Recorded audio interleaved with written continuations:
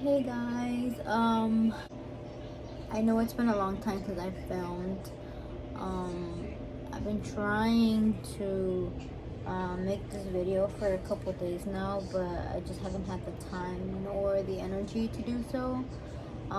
But today I somehow found the energy to just go ahead and attempt to film this. So basically, I just wanted to come on here and kind of share my delivery experience. Um,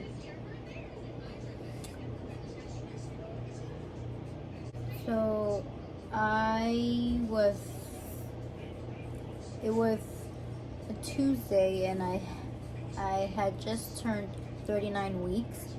Literally the day of, I saw the doctor, and she kind of was explaining to me that um, if by the 41-week mark I wasn't um, dilating or whatever, that they were gonna induce me.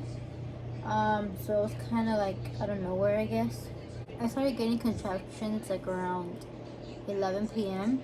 and to me they felt like regular menstrual cramps. Um, they weren't too painful, like they just felt like regular period cramps. So I didn't think anything of it until I started like timing them apart, I guess. And I started with 5 minutes apart, but it just wasn't hitting me. Like I wasn't like, how do I say it? Like it wasn't. I was kind of like in denial, I guess. I didn't think they were like literally contractions. I didn't think anything of it. I was like, okay, whatever. 5 minutes apart, whatever. They're just cramps. I tried to lay down and tried to go to sleep, but I couldn't. Like the pain was just like annoying me. Like, I couldn't go to sleep. So that's when I knew. I was like, okay, like I have to go to the hospital. So then at that point, I woke up Chris and I was like, hey, I have bad cramps. I can't sleep. And he said, do you want to go to the hospital? And I was like, let's do it. Like, might as well. So we got to the hospital, and at the hospital, the contractions got closer. So they started going from like 3 to 2 minutes apart. And the nurses there started noticing that as well.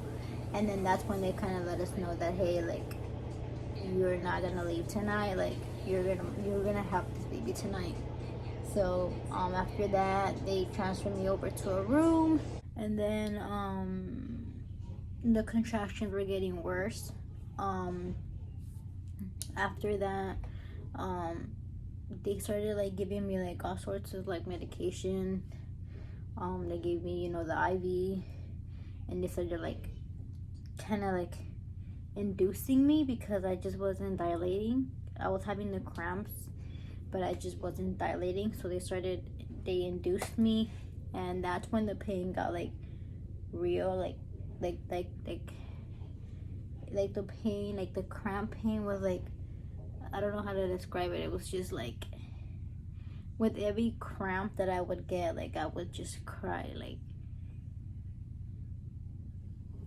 it was just unbearable.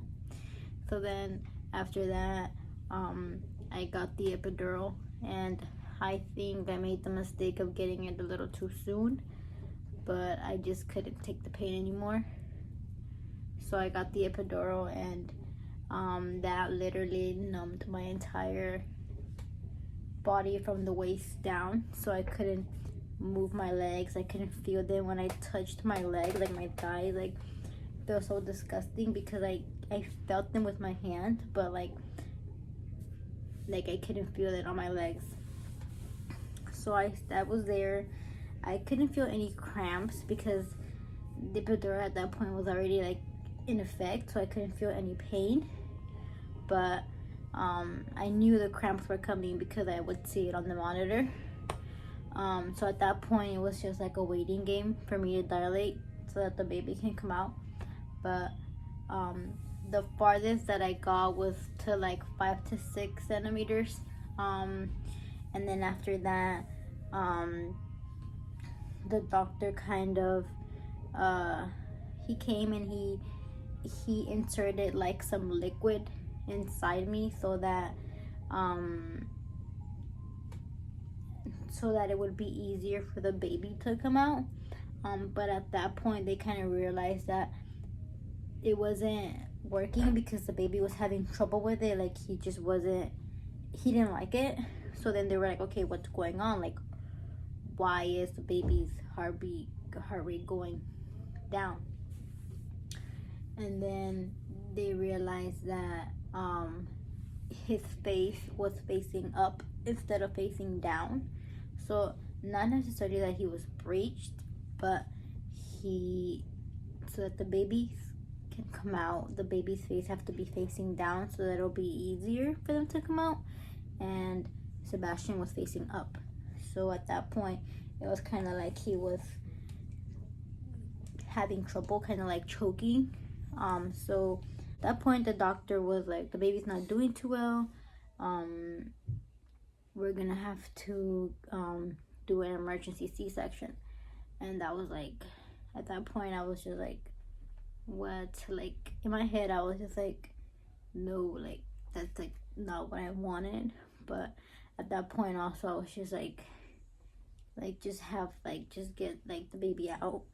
And at that point I kind of wanted him out as well, because the baby was pushing like on my ribs, and it was causing so much pain like on my ribs. Like I couldn't move, I couldn't breathe, like I could feel the baby kicking my ribs, and it was just like the worst pain. Like, I don't know how to describe it. It's just horrible. So then they kind of prepared me for the C-section. And then at that point I was just in so much pain. I didn't know where they were taking me. They were just moving me from room to room, and at that point I was just over it. Like, I was just in so much pain. I just wanted the baby out. I was so fed up. So then they took me to this surgery room, and I couldn't move because obviously, like, I'm still numb, but they had like 2-3 people move me from the bed that I was on to this surgery bed, and all I could see was like this big old light like in my face. And as soon as like they laid me on the bed, they injected me with like medication, and that medication was like undescribable. Every time they would inject me with the medication, like literally every 5 seconds, and every time they would inject me, like the pain would be so like unbearable. Like, I would get pain through my entire body. Literally, it felt like my whole body was on fire. Like, I couldn't describe how I felt, but it was just horrible. Every time they would inject me, and every time I would feel the pain throughout my entire body, I would cry every single time. And the nurse was like, why are you crying? Like, what's wrong? And I was like, what do you mean? Like, it hurts, like, and they knew very well that it hurt, but they were kind of trying to take my mind off of it. But it was just, you couldn't, like, every time they would inject me, I could feel the pain. And I know the purpose of those injections were to like numb my entire body, because obviously they were going to cut me open, but the pain of that medication is like the worst pain possible. And it got so then after like the third injection, Chris came in, and at that point I was just so like, I was crying. I was just in so much pain. Chris came, he sat right beside me on my right side, and he was just holding my hand, and then I couldn't, like, I couldn't take the pain. I was moving. I was trying so hard to move off the bed, And I was just telling Chris, I was like, I can't do this. Like, I can't do this. And it took for the nurse to literally tie my other hand, because he told Chris, just hold her hand because she keeps moving. And the other nurse tied my other hand. And the whole time I was just like, I can't do this. Like, I can't do this. And Chris was like, yes, you can. Like, yes, you can. And literally, the surgery lasted like 3 minutes, because I went into surgery at 10:02 and Max was born at 10:05. But literally, the surgery felt like it was 30 minutes to an hour long, because that pain was just horrible. Like, I wanted to just get off the bed so bad. I wanted to just take everything off and just stop everything, because I was just in so much pain. And at the same time, I hadn't eaten in over 48 hours, because I didn't eat the day before, and I lasted a whole day in labor. So I hadn't eaten in like 2 days. I hadn't slept in 2 days. I was super dehydrated. I just wanted to just take everything off, get everything off, drink water. Like, I was just so dehydrated. It was horrible. And then, so after the baby was born, obviously, like, I didn't get to touch Bash until like after, because they had to stitch me back up. And I was so drugged with the medication. I was like out of it. I was drugged. I was dehydrated. What I remember was like the nurse bringing the baby to like my face, and Chris with the baby, carrying the baby, but that's all I remember. So then after the surgery, like, they untied me, they moved me back to the original, to like the original bed that I was in. And then they took me to another room, and then that's where I saw Chris and the baby. But I was still kind of out of it. Like, I was still drugged. I was still like numb and in pain and dehydrated. Like, I was just, as soon as I got to the other room, I was like, hey, can I have some water or something? And the nurse was like, yeah, but I can only give you a little bit, because you can't really drink or eat anything until tomorrow. So in my head, I'm like, great, like, fuck my life. So they left me in that room for like an hour for me to kind of just, for the pain to kind of just go away a bit. And then after that, that's when they took me to like an actual room,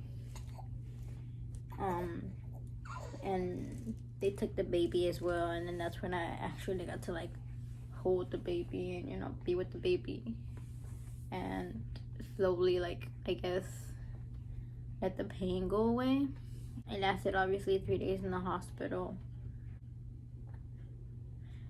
A couple days after the surgery, like, I was starting to feel the movement back in my feet, but my from my thighs down, everything was swollen. Like, it was so swollen for a couple of days.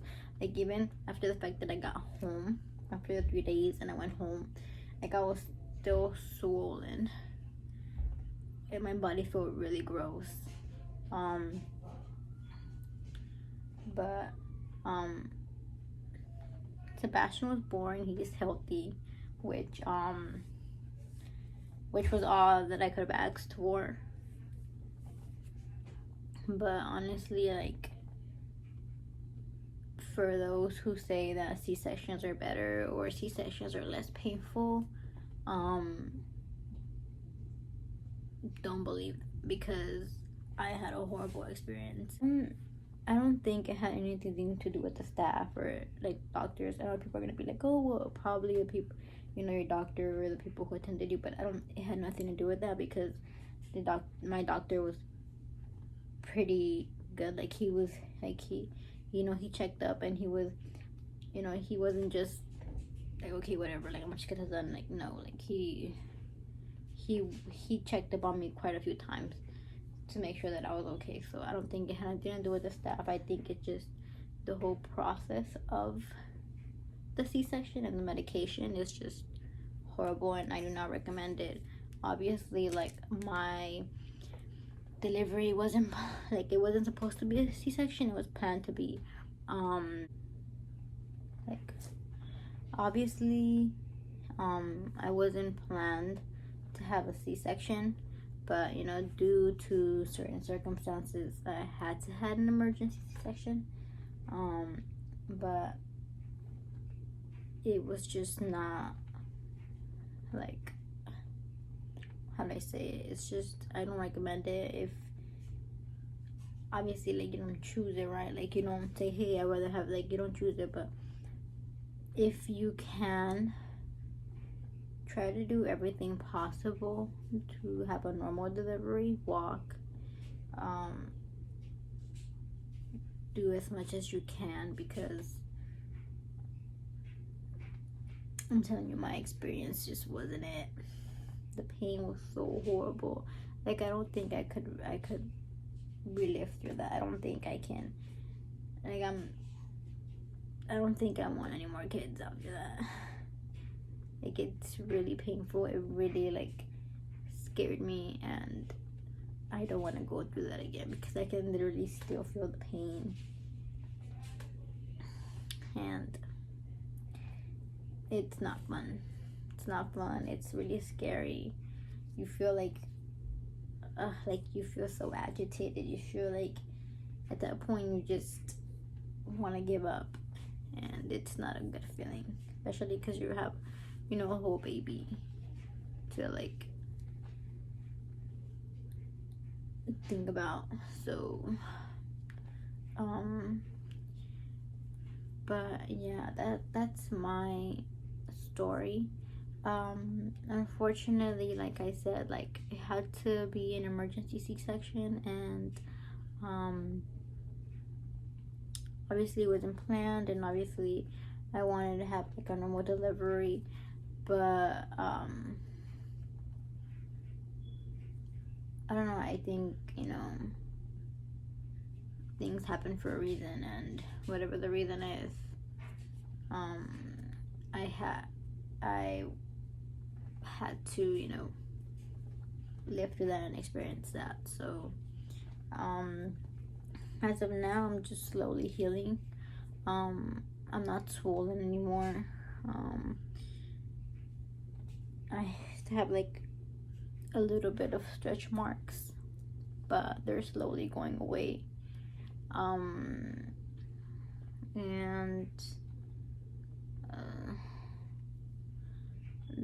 obviously, like, the cut, like, it hurts. It's been 2 weeks. My cut still hurts. I was given medication for the pain, which I have to take as many times as I get pain. I did get a lot of vitamins and iron and a bunch of other stuff. But I saw the doctor, like, I think a week after my delivery, and she kind of explained to me that the actual scar would heal in 2 weeks, but internally, like, physically, me, probably would take, like, 2 years to heal. And once she said that, I was kind of like my whole, like I just kind of wanted to shut down, because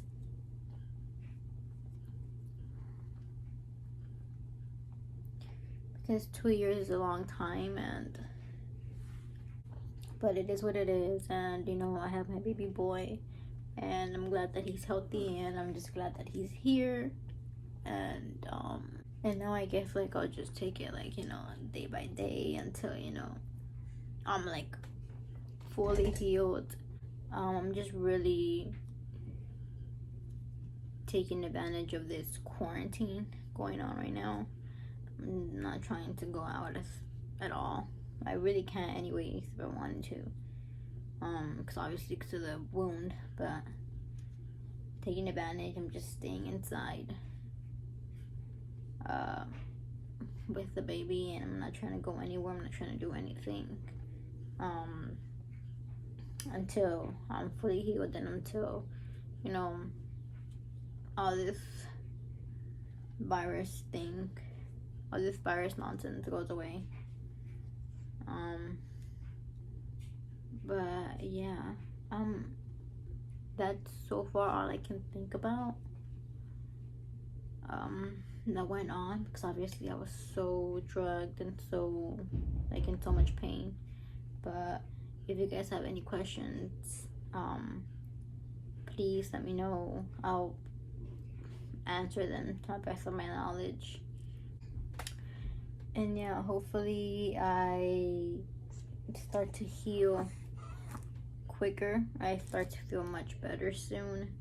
Hopefully I'm able to start exercising, and hopefully, like, I have more energy to do more videos, because right now with all this and all this pain and all this nonsense going on, it's so overwhelming that I just don't want to do anything. But yeah, thank you guys again for watching, and like I said, if you guys have any questions or anything that you would like to know, please let me know.